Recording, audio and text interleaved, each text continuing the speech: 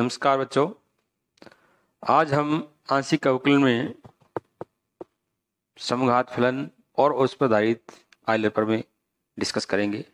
तो सबसे पहले हम बात करते हैं समघात फलन यानी कि होमोजीनियस फंक्शन। तो समघात फलन यानी कि होमोजीनियस फंक्शन, कोई भी फलन समघात फलन कब कहलाता है? जब उसमें प्रत्येक पद की घात क्या हो? समान हो, अचर हो। या यूं कह दे कि कोई फलन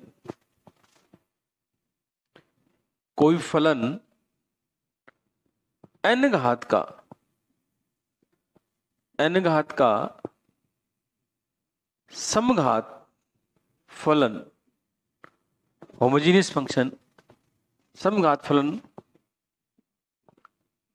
कहलाता है यदि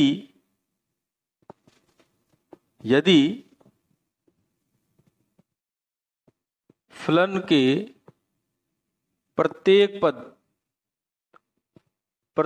पद यानी टर्म, पद का मतलब टर्म, प्रत्येक पद की घात कितनी हो?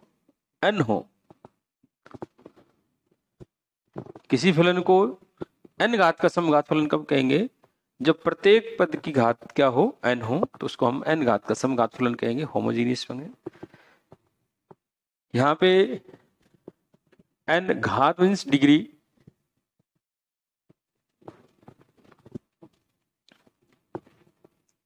तो इसमें नीचे लिखे अर्थात, या इसको ऐसे थोड़ा ज्यादा बढ़िया रहेगा, नोट लगा लेते हैं ताकि नोट, यदि f x, दो चर वाला फलन ले लेते हैं पहले।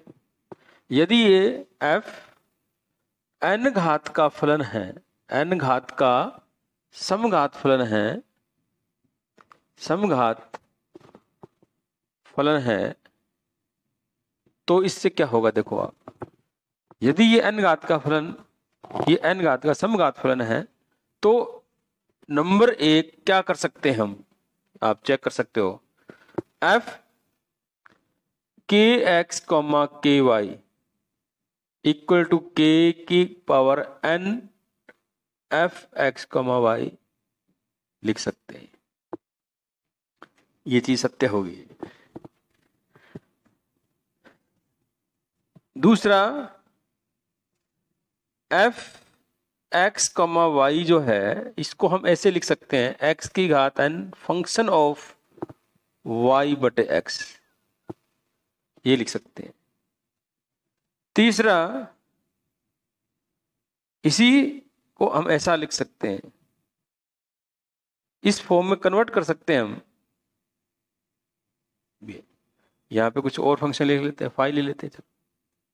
ये तो यहां समझने वाली बात यह है कि यदि f n घात का समघात फलन है, तो ये तीन इसके गुणधर्म हैं,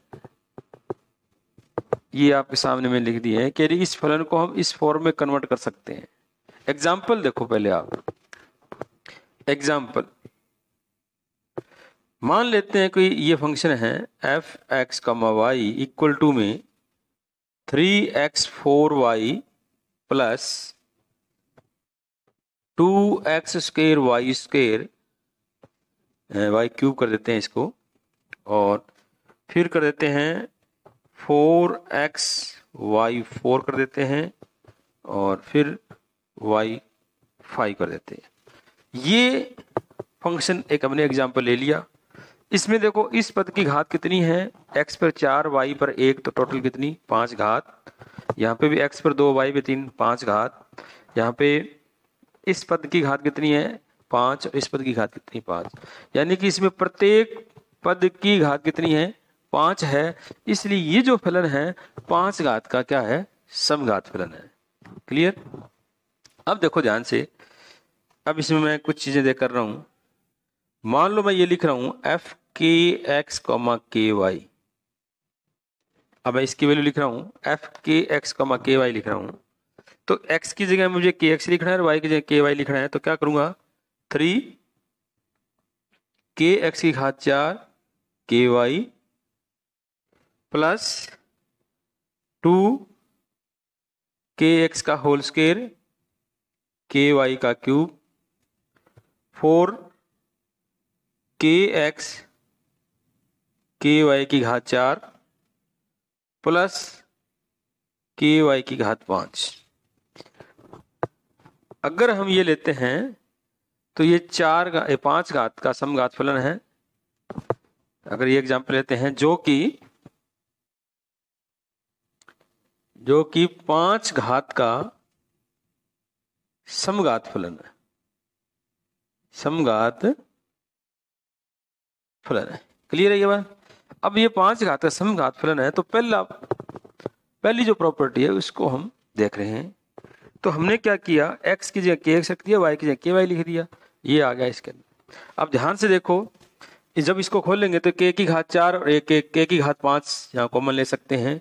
यहाँ पे k की घात 2 और k की घात 3 टोटल k की घात 5, यहाँ पे k की घात 1 और k की घात 4 टोटल k की घात 5, और यहाँ पे k की घात 5। तो हम कॉमन ले सकते हैं k की घात 5 और बाकी क्या बचेगा 3x4y फिर 2x square y cube 4xy4 and y5, ये चीज बचेगी। ये क्या चीज है ऊपर देखो आप, k की घात 5 function of x, y।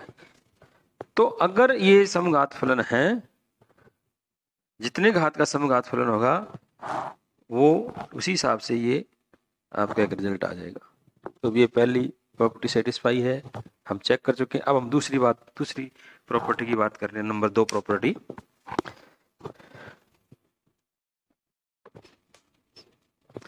Number 2 property ये इंपॉर्टेंट है। नंबर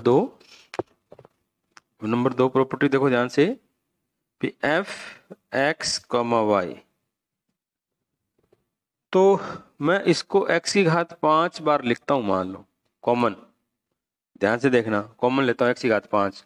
तो यहाँ पे x की घात 5 तो है ही नहीं, 4 है, तो इसका मतलब 1x बच गया, तो वो क्या करेगा 3y/x लिख सकते हैं। ये जब मैं x की घात 5 कॉमन लूंगा, 4 है तो एक x चाहिए था मेरे को, तो मैंने ऊपर नीचे मल्टीप्लाई कर दिया, तो यानी कि ऊपर नीचे मैंने, तो यहाँ पे x की घात 5 बढ़ जाएगा, नीचे y/x आ जाएगा।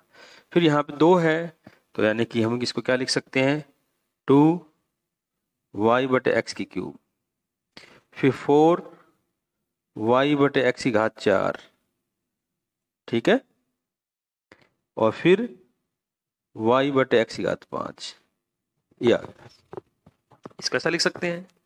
अब ये जो फलन है ये y/x का फलन है ये, तो इसको ऐसा लिख सकते हैं x5 फंक्शन ऑफ y/x, या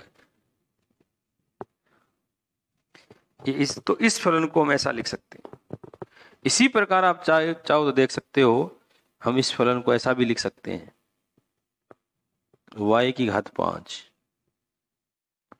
y की घात 5। जब y की घात 5 लेंगे 3x/y की घात 4, 2x/y की घात 2 और 4x/y की घात 4 और 4 यही आएगा, और फिर y की घात 5 ले रहे हैं तो 1 आ गया, ये आ गया 1। ध्यान से देखो, y की घात 5 कॉमन ले रहे हैं तो y की घात 1 है तो 4 नीचे आ गया, तो x की घात 4/y की घात 4 आ गया, फिर 3 आ गया, 2 बच गया तो x²/y² आ गया, फिर y की घात 5 ले रहे हैं, 4 है लेकिन 1 बचेगा y, और नीचे x/y आ गया, और y क्या, ये क्या, ये भी x/y का फलन है, तो इसको हम लिख देंगे y5 फंक्शन ऑफ x/y, ये आ गया। तो अब आपको ये ध्यान रखना है कि अगर कोई समघात फलन है तो उसको हम इस फॉर्म में लिख सकते हैं जब चाहे। ठीक है, क्लियर है? तो ये ध्यान रखना, इसी पर आधारित प्रमेय है, इस बात को ध्यान रखना भी। इसमें नोट करके दोबारा फिर लिख देता हूं। नेक्स्ट जो नोट है, नोट तो ये वो एक नंबर था, यदि F x comma Y N घात का समघात फलन है, यानी कि ये एन घात, ये तो कर दिया था, सॉरी इसको हटाओ यहां से, दूसरा पॉइंट लिखते हैं अपने। दूसरा पॉइंट, यदि एफ एक्स कमा वाई कमा जेड, तीन चर ले रहा हूं मैं, एन घात का समघात फलन है, तब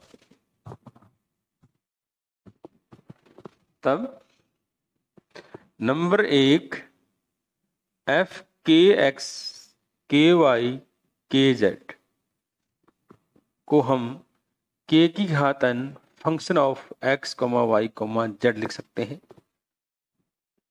ठीक है। दूसरा, f x comma y comma z को एक्स की घात n फंक्शन ऑफ तो y बटे एक्स और z बटे एक्स लिख सकते हैं। तो ध्यान देना, अगर ये तीन चर है इसमें मान लो, और वो n घात का समघात फलन है, तो इसको हम वैसा लिख सकते हैं, या इसको function of x comma y comma z, मान लो y की घात n लिखेंगे बार, तो फंक्शन ऑफ x बटे y और z बटे y, ये लिख सकते हैं। या फंक्शन ऑफ x कमा वाई कमा जेड, अगर आपने z की घात n लिख दिया तो साई लिख देता हूं फंक्शन, हाँ भाई, x बटे जेड y बटे। तो अब आपको ये समझना है, यदि f n घात का समघात फलन है, तो अगर तीन चर हैं तो उस फलन को हम इस फॉर्म में कन्वर्ट कर सकते हैं। क्लियर बात? तो इस लेक्चर के अंदर हमने समघात फलन की बात की। तो कोई फलन अगर समघात फलन है तो उसको हम किस रूप में व्यक्त कर सकते हैं, ये मैंने आपको बताया है अभी। अब हम बात करेंगे समघात फलन पर आधारित एक प्रमेय जिसका नाम है आयलर प्रमेय। कर रहे हैं आयलर प्रमेय का कथन, यानी स्टेटमेंट ऑफ आयलर थ्योरम। कथन,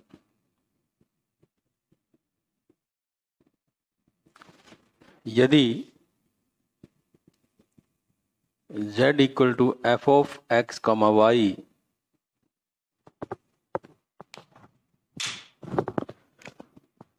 चर x व y में n घात का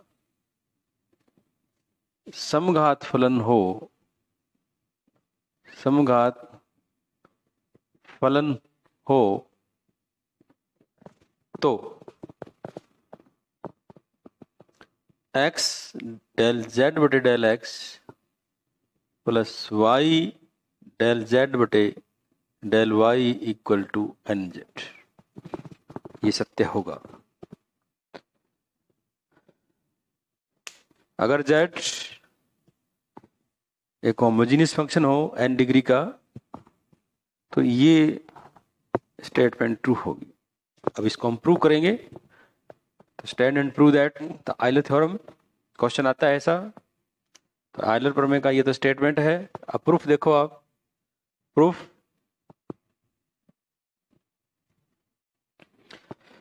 माना z of z equal to F of x comma y चर x व y में n घात का समघात फलन है।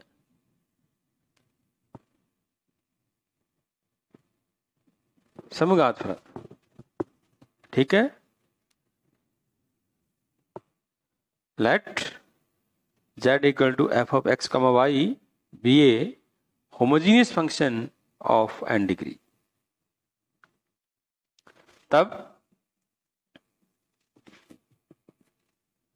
समघात फलन की परिभाषा से समघात फलन यानी होमोजेनियस फलन की परिभाषा से हम इस फंक्शन को ऐसा लिख सकते हैं y बटे एक्स, ये लिख सकते हैं। बस ये आप समझना है। यहाँ पे अगर z n घात का समघात फलन है तो इस z को हम ऐसा लिख सकते हैं। ये हमने कहाँ से लिखा है? समघात फलन की परिभाषा से लिखा है। इससे पहले वाले लेक्चर के अंदर हमने समघात फलन को परिभाषित किया है, तो उसको देख लेना। अब हमें ये चीज ज्ञात करनी है, तो सबसे पहले हम क्या करेंगे? x के सापेक्ष एक का, इस एक का x के सापेक्ष आंशिक अवकलन करने पर, आंशिक अवकलन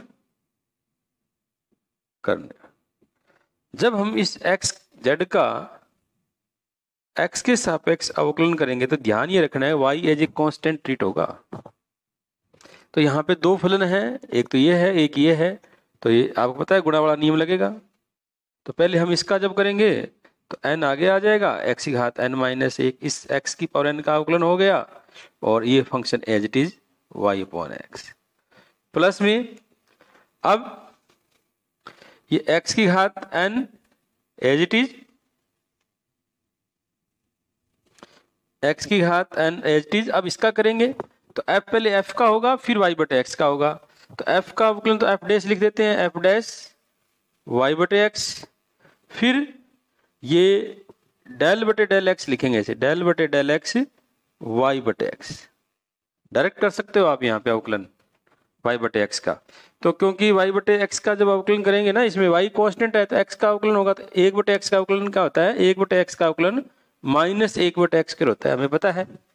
तो आप चाहो तो डायरेक्ट यहाँ पे लिख सकते हो, ये यहीं लिख दो, आप डायरेक्ट लिख दो, इनटू में y बटे यानी माइनस लगा ये आ जाएगा। अब अवकलन करना है इसका, x के सापेक्ष अवकलन करना है। यहाँ पे दो फलन गुणा के अंदर है तो गुणा का नियम लग जाएगा, एक फलन का अवकलन करेंगे, एक को छोड़ेंगे और फिर दूसरे को, पहले को छोड़ेंगे दूसरे का अवकलन करेंगे। जैसे इसका अवकलन कर दिया, ये एज इट इज, प्लस अब इस ये एज इट इज, फिर इसका अवकलन f का अवकलन होगा पहले तो f डैश और फिर y बटे x का अवकलन करेंगे। y बटे x में y कांस्टेंट है तो इसका x के जो रिस्पेक्ट अवकलन है y बटे x का वो माइनस y बटे x होगा। अब हमें ध्यान से देखो, अब ये है इसमें x मल्टीपल में चाहिए तो हम क्या करेंगे? x डेल z बटे डेल x, n x की घात ये n हो जाएगा क्योंकि x की घात n माइनस x, x से मल्टीप्लाई कर रहे हैं तो x की घात n हो जाएगा और इंटू f ऑफ y बटे x, माइनस ये माइनस यहाँ आ जाएगा। अब ध्यान से देखो, ये x की घात n में से ये 2 तो n माइनस 2, लेकिन एक x से मल्टीप्लाई कर रहे हैं तो x की घात n minus 1 into y f dash y बटे x, ये नंबर 2 हो गया। ये आप थोड़ा सा चेक कर लेना कि हमने एक का x के सापेक्ष आंशिक अवकलन किया है फिर x से मल्टीप्लाई कर दिया ऑन बोथ साइड। इसी प्रकार या यूं कह दो, पुनः एक का या एक का y के सापेक्ष, पुनः करके शब्द यूज करेंगे, पुनः y के सापेक्ष आंशिक अवकलन करने पर, आंशिक अवकलन करने पर अब जब y के सापेक्ष आंशिक अवकलन करेंगे तो x एज ए कांस्टेंट रहेगा, तो डेल z बटे डेल y, अब ध्यान से देखना, डेल z बटे डेल y। अब ये जो फलन है ये तो अब ये एज ए कांस्टेंट काम करेगा, फंक्शन तो सिर्फ एक ही है। तो x की घात n f डैश y बटे x और इनटू में 1/x।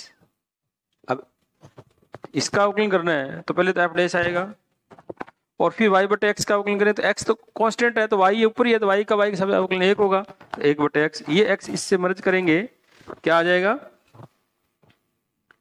x की घात n minus 1 f dash y बटे x। अब हमें क्योंकि हमें ये प्रूव करना है तो हम इससे y से मल्टीप्लाई करते हैं, y डेल z बटे डेल y बराबर x की घात n minus 1 into y f dash y बटे x। ये नंबर 3। अब हो जाए बड़ी, इसमें कोई कैलकुलेशन नहीं है तो हमने क्या किया कि ये n घात का समघात फलन लिया z और हमें ये प्रूव करना है। तो सबसे पहले हमने समघात फलन की परिभाषा लगा के इस z को हमने इस फॉर्म में लिखा, फिर हमने ये चीज z का x के रिस्पेक्ट अवकलन तो x के रिस्पेक्ट पार्शियल डिफरेंशिएशन कर दिया हमने, और यहाँ पे दो फलन थे इसलिए गुणा का नियम लगा के हमने कर दिया। फिर x से मल्टीप्लाई, ये x से मल्टीप्लाई क्यों कर रहे हैं, क्योंकि हमें यहाँ पे x चाहिए, तो ये x से मल्टीप्लाई करने के बाद हमारे पास ये 2 नंबर समीकरण प्राप्त होगी।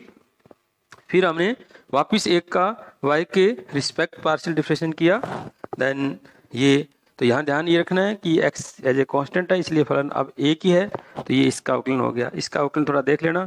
फिर हमने क्या किया, इसको y से मल्टीप्लाई कर दिया। y से मल्टीप्लाई हमने क्यों किया, क्योंकि हमें ये टर्म चाहिए थी। अब इन दोनों का योग चाहिए, तो यानी कि 2 + 3 करते हैं हम। 2 + 3 करने पर 2 + 3 करते हैं।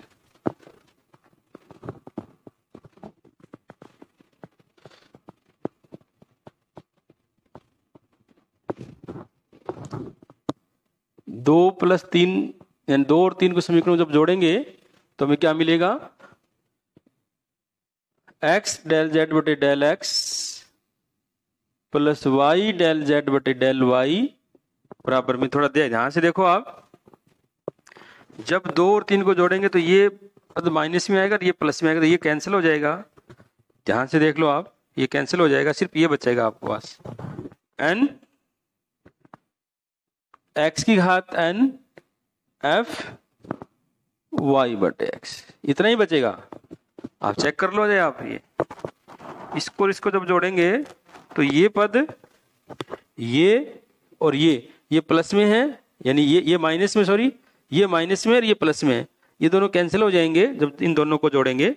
इसको जब जोड़ेंगे तो ये पद इससे कैंसिल हो जाएगा, बचेगा कौन सा, इतना ही बचेगा। क्लियर, तो ये देख लेना। और ये देखो, एक से x की घात n, इसको हम क्या लिख सकते हैं, z लिख सकते हैं, या x इंटू डेल z बटे del x y del z बटे डेल y बराबर nz। आप रेफरेंस दे सकते हो बाई फर्स्ट का, ये आयलर प्रमेय का प्रूफ है।